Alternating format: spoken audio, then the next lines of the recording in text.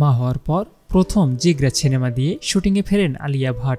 আগামী 11 অক্টোবর প্রেক্ষাগৃহে মুক্তি পাবে বাসনবালার ছবিটি। কিন্তু মাতৃত্বকালীন বিরতির পর কেন এই ছবি বেছে নিলেন তিনি? সম্প্রতি ছবির প্রচারে এ প্রসঙ্গ সহ নানা বিষয়ে কথা বলেছেন অভিনেত্রী। আলিয়ার কথায় মাতৃত্ববোধ নিয়েই তিনি এ ছবিতে কাজ করেছেন। এই ছবিতে তার চরিত্রটি নিজের ভাইকে বাঁচানোর চেষ্টা করে। ভাইকে ঘিরেই চরিত্রটি আবির্ভূত হয়েছে।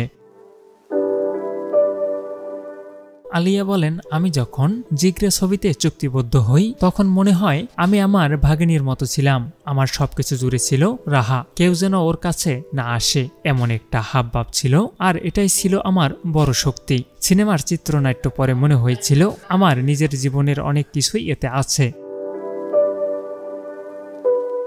মাতৃত্ব কিভাবে তাকে অভিনেত্রী ও ব্যক্তি হিসেবে পরিবর্তন করেছে, এমন প্রশ্নের উত্তরে আলিয়া বলেন, আমি মনে করি না যে আমি সেই আগের আলিয়া আছি। জীবনের আরো অনেক নতুন অর্থ তৈরি হয়েছে।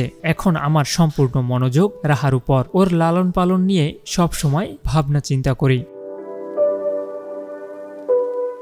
2022 সালে এপ্রিলে বিয়ে করেন আলিয়া ভাট রণবীর কাপুর। এরপর নভেম্বরে তাদের মেয়ে রাহার জন্ম হয়। এদিকে মা হওয়ার 6 মাসের মাথায় কাজের দুনিয়াতেও ফিরে আসেন আলিয়া।